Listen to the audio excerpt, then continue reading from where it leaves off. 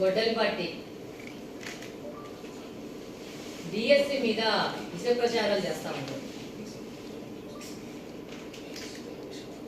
అసలు డిఎస్సి గురించి మాట్లాడే అర్హత ఈ మావిగన్ పార్టీకి ఉందా అనేది ప్రశ్నిస్తా ఉంటారు.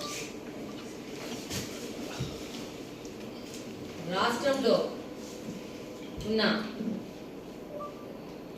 టీచర్లకు అందరికీ తెలుసు, ఈ రాష్ట్రంలో 70% మంది ఉపాధ్యాయులు తెలుగుదేశం పార్టీ అధికారంలో ఉండగా జరిగిన డిఎస్సిలో సెలెక్ట్ అయిపోయి ఈరోజు ఉద్యోగం చేస్తా ఉన్నారు.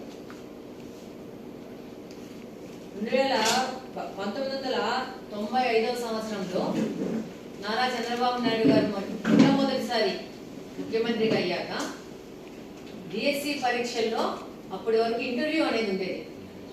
95 సంవత్సరంలో ఈ డిఎస్సి పరీక్షలను ట్రాన్స్పరెంట్ గా చేయాలనే ముఖ్య ఉద్దేశంతో దీనిలోని అనేక కీలకమైన మార్పులు చేస్తూ ఒక పటిష్టమైన వ్యవస్థను తీసుకొచ్చిన వాళ్ళు ఎవరంటే మా నాయకుడు శ్రీ నారా చంద్రబాబు నాయుడు గారు.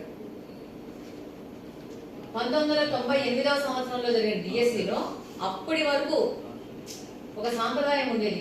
పరీక్ష అయిపోయినాక ఒక ఇంటర్వ్యూ అనేది ఉండేది. ఆ ఇంటర్వ్యూలో ఒక ప్యానెల్ కూర్చుండేది.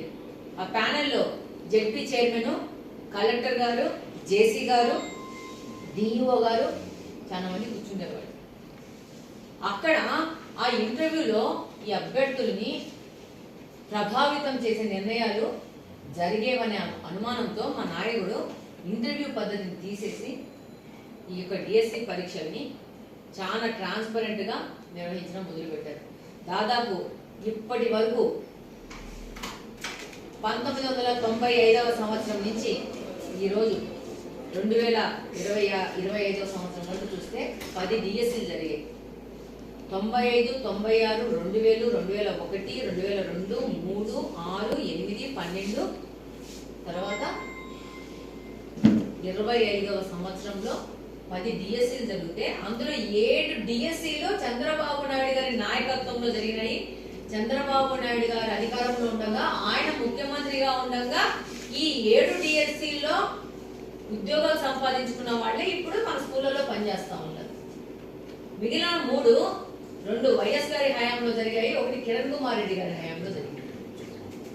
నేను ప్రశ్నిస్తున్నాను, గొడ్డల పార్టీలో మావిగన్ గారు ఇచ్చిన పిలుపు మేరకు ఒక రాష్ట్రంలో అల్లోకల్లోలం సృష్టించాలని చెప్పి ఆయన శిష్యులు చిన్న పిల్ల మావిగన్లు అందరూ వచ్చి మాట్లాడుతూ ఉంటారు ప్రెస్ల ముందు, మీడియా ముందు.